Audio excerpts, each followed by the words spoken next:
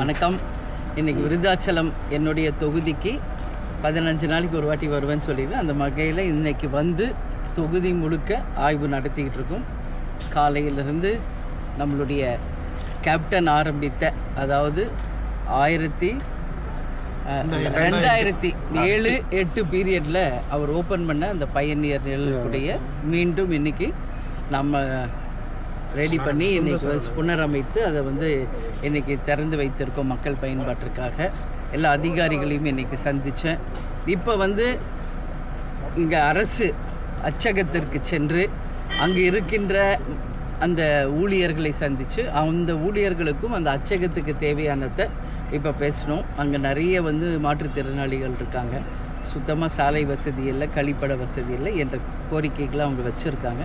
So இதையெல்லாம் நிச்சயம் நான் நாளை காலை மாவட்ட ஆட்சியரை சந்திக்க இருக்கிறேன். ஸோ அப்போ அவரிடம் இதை பற்றி நான் வந்து முறையிட்டு நம்ம தொகுதிக்கும் இங்கே இருக்கும் மக்களுக்கும் நல்லது செய்ய நிச்சயம் நான் வந்து கோரிக்கை வைப்பேன். அது மட்டும் இல்லாமல் 5ஆம் தேதியிலேருந்து சட்டசபை கூடுகிறது. மானிய கோரிக்கைகள் வரும்பொழுது எனக்கு கிடைக்கும் வாய்ப்பின் போது விருதாச்சலத்தை மாவட்டமாக அறிவிப்பதுதான் என்னுடைய நம்ம மக்களுடைய கோரிக்கை, முதல் கோரிக்கை. அதை நான் கண்டிப்பாக முன்னிறுத்துவேன். அதற்கு பிறகு கூட்டு குடிநீர் திட்டம், அரசு ஆஸ்பத்திரிகளில் வந்து மேன்மைப்படுத்தணும். அது போல் நிறைய விஷயம் இருக்குது. ஒரு மோர் தென் ஒரு 30 கோரிக்கை மக்கள் கொடுத்துருக்காங்க. பட்டா, அதே மாதிரி குடிதண்ணீர், சாலை, தெருவிளக்கு என்று எல்லாமே நான் வந்து பேசுவேங்க. அதனால் இப்போது திடக்கழிவு மேலாண்மை நடக்கின்ற இந்த இடத்துக்கு வந்திருக்கோம்.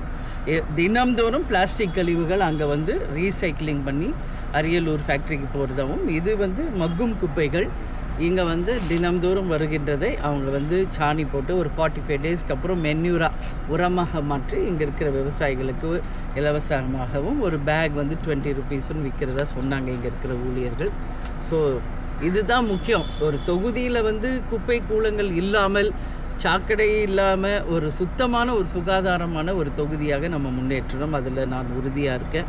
அந்த வகையில் இன்றைக்கி வந்து இந்த இடத்துல நம்ம பார்த்துருக்கோம். இதை இன்னும் டெவலப் பண்ணுறதுக்கும், இன்னும் மோர் ஃபெசிலிட்டிஸ் கொண்டு வரதுக்கும் நிச்சயமாக இந்த விருதாச்சலம் சட்டமன்ற உறுப்பினராக என்னுடைய பணிகளை நிச்சயம் செய்வேன் என்று இந்த நேரத்தில் நான் சொல்கிறேன். இப்போது நான் கிராமப்புற பக்கம் போகிறேன். ஒவ்வொரு ஒன்றியமாக சென்று மக்களை சந்தித்து அந்த கிராமங்களில் இருக்கின்ற மக்கள் கோரிக்கையை இப்போ கேட்க போகிறேன். நாளை முழுவதும் இங்கே தான் இருக்கேன். நாளை மறுநாளும் இங்கே தான் இருக்கேன். ஸோ ஞாயிற்றுக்கிழமை தான் சென்னை திரும்புகிறேன். ஸோ 3 டேஸும் மக்கள் பணி தான். நீட் தேர்வு ரத்து செய்யக்கூடிய பல இடங்களில் வந்து போராட்டம் நடந்துருது.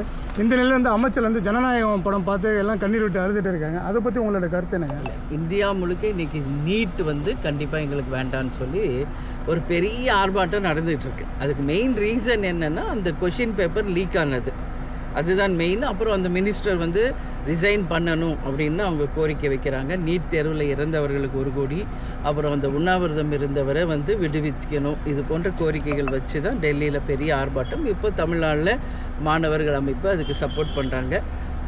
மக்கள் சக்தி தான் பெரிய சக்தி. மக்கள் எது விரும்புகிறாங்களோ அதை தான் ஒரு கவர்மெண்ட் பண்ணணும், அதில் மாற்று கருத்து இல்லை. எனவே ஒட்டுமொத்த பேருடைய விருப்பம் நீட்டை வந்து தேவையில்லைன்னா நீட் எக்ஸாம்ஸே வேண்டாம் அப்படின்ற ஒரு நிலைப்பாடை மத்திய மாநில அரசுகள் எடுக்க வேண்டும் என்று நான் கேட்டுக்கிறேன். இன்றைக்கி ஜனநாயகம் ரிலீஸ் ஆகிருக்கு. அவங்க தலைவரோட படம், கடைசி படம். ஸோ ரசிகர்களாக அவங்க போய் பார்த்துருக்காங்க. ஸோ அதை பற்றி எனக்கு எந்த கமெண்ட்டும் கிடையாது. ஏன்னா அவருடைய கடைசி படம் என்றப்போ ஆட்டோமேட்டிக்காக எல்லோரும் போய் பார்க்க தான் செய்வாங்க. அது இயல்பு தான் அப்படின்னு நான் நினைக்கிறேன். So no comments for that. தமிழக அரசு வந்து பல்வேறு திட்டங்களில் வந்து பேரில் மட்டும் மாற்றினா அவங்க எந்த ஒரு திட்டத்தையும் கொண்டு வரலன்னு சொல்லுங்கிறாங்க.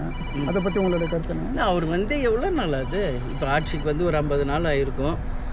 அவங்க தான் கேட்குறாங்க ஒரு 6 மாதமாக டைம் கொடுங்கன்றாங்க. இப்போ கூட நான் துறை சார்ந்த எல்லாமே இன்றைக்கி ஆஃபீஸர்ஸை மீட் பண்ணுறேன். அவங்க சொல்கிறாங்க இன்னும் எந்த ஃபண்ட்ஸும் ஒதுக்கலை, டெண்டர் விடலை, இன்னும் எந்த ஜாபுமே ஸ்டார்ட் ஆகலைன்னா இன்றைக்கி தாசில்தார்லேருந்து ஒவ்வொரு மின்சாரத்துறை, அதே மாதிரி கார்ப்பரேஷன் எல்லாருமே சொல்கிறாங்க. அப்போது இன்னும் வந்து இந்த கவர்மெண்ட் வந்து அவங்களுடைய அடிப்படை பணிகளை இன்னும் துவங்கலைன்றது தான் அர்த்தம். அதுதான் உண்மை. கேட்டால் எங்களுக்கு இப்போ தான் புதுசாக வந்திருக்கோம், எங்களுக்கு டைம் வேணும்னு அவங்க சொல்கிறாங்க. நான் ஒரே லைனில் சொல்கிறேங்க, ஓட்டு போட்ட மக்கள் தாங்க இதற்கு பதில் சொல்லணும். ஓட்டு போட்டு அவங்கள ஜெயிக்க வச்சாங்கல்ல, அந்த குழந்தைங்க கேட்குறாங்க, பெண்கள் சொல்கிறாங்க அப்படின்லாம் மாற்றம் ஒன்று தான் மாறாததுன்னு போட்டாங்கல்ல. அந்த மக்கள் சொல்லட்டும் இது நல்ல ஆட்சியா இல்லையா, அது வரவேற்கிறாங்களா இல்லையான்றது மக்கள் பொறுப்புகளையே நம்ம விட்டுருவோம். மக்கள் தீர்ப்பே மகேசன் தீர்ப்பு. அரிசி விலை ஏறிச்சு இப்போ தமிழகத்தில் பார்த்தங்க. ஒரு டன்னோட விலை இன்றைக்கி வந்து 15,000 ரூபாய் ஏறி இருக்குது ஒரு டன். அப்போது ஒரு கிலோவுமே இன்றைக்கி 15 ரூபா, 30 ரூபா, 40 ரூபா அந்த தரத்துக்கு தகுந்த மாதிரி உயர்ந்துக்கிட்டு இருக்கு. இது என்னை பொறுத்த வரைக்கும் ஒரு மிகப்பெரிய ஒரு ஆபத்தான ஒரு நிகழ்வாக நான் பார்க்குறேன். ஏன்னா இப்போவே எங்கேயுமே தண்ணி இல்லை, விவசாயம் இல்லை, காவேரியிலேருந்து தண்ணி வரல, அவங்க மேகதாது அணை கட்டுறான்றாங்க, எல்னினோன்னு ஒன்று வருதுன்றாங்க. ஸோ இது மாதிரி தொடர்ந்து விவசாயிகள் பாதிக்கிற ஒரு நிலைமை இருக்குது. இதனால தான் தேமுதிக சார்பாக அறிக்கைகள் தொடர்ந்து கொடுக்குறோம், விவசாயிகளுக்கு நாங்கள் ஆதரவு தெரிவிக்கிறோம். ஆகஸ்ட் 1ஆம் தேதி கேப்டன் பிறந்த முதல் தேதியில் நாங்கள் விவசாயிகளுக்கு எங்கள் ஆதரவை தெரிவிக்கும் வகையில் ஒகேனக்கல்ல மாபெரும் கண்டன ஆர்ப்பாட்டத்தை நாங்கள் நடத்த இருக்கிறோம். இது எல்லாமே கடைசியில் எங்கே போய் முடியும்னா, விலைவாசி உயர்வு, அத்தியாவசிய உணவு கூட மக்களுக்கு கிடைக்காத ஒரு நிலை உருவாகிறதுக்கான அபாயம் இருக்குது.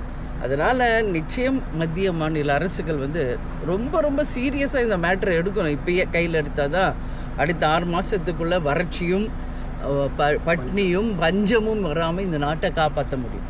அதில் மாற்று கருத்து கிடையாதுங்க.